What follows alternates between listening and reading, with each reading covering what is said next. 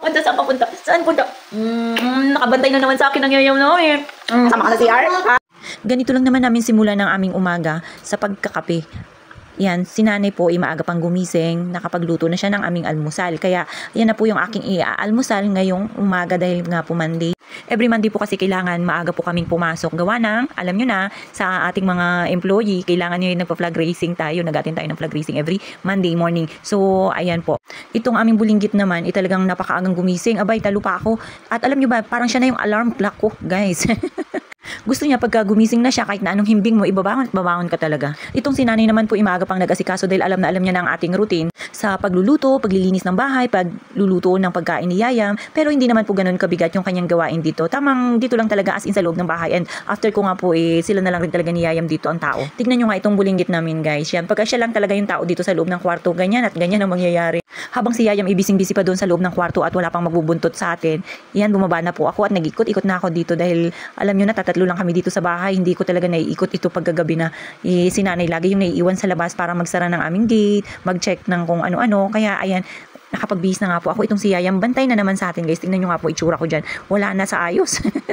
Basta may bulinggit talaga tayo. Hindi na natin naasikaso yung sarili natin. Pero sobrang nakakaawa nga po pagka umaalis ako, nalulungkot rin ako, guys. Kaya lang, syempre wala tayong magawa. Kailangan natin magtrabaho. Pero isa lang ang gusto niyan, guys, joyride. At ito nga po, pagdating ko nga sa opisina, nagmamadali na nga po ako kasi yung mga kasama ko, nakapag-formation na, nandun na sila sa baba. So, kahit na gaano tayo kaagang gumising, basta't marami tayong mga kinakaliko, talagang malilate tayo.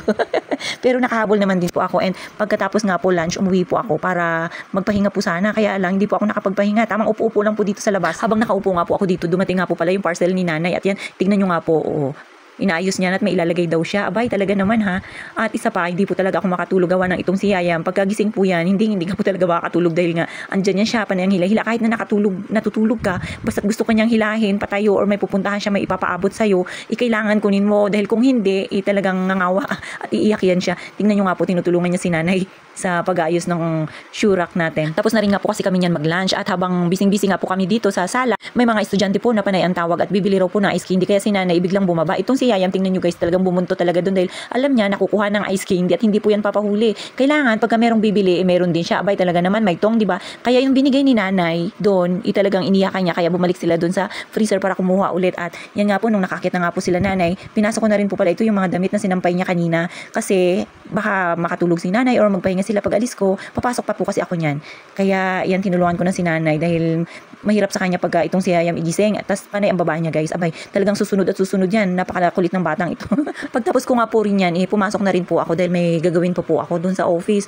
Kaya lang, guys, ayan, tingnan nyo, nilahat ko na nga po yan pala yung mga damit na nakasampay para kako wala nang gagawin si nanay. At ito nga po, dahil pagod po tayo, kakaupo sa opisina, ayan, hindi ko na rin nakuna ng video yung aking mga ginagawa sa office. So, shortcut na lang tayo, guys. Nandito na ulit tayo sa bahay. At yan, nagluto na nga po ulit si nanay ng aming merienda. Talagang sanay na po kami sa ganyan, guys, simpleng merienda lang. Tapos, sasabayan mo ng kape at konting pahangin-hangin dito sa sala. So, wow, talaga naman, solve ang hapon. So, ayan, inaantok na nga po pala si nanay dahil hindi siya makaalis. Paano ba yan, guys? Kita-kits ulit sa susunod na video. Bye-bye!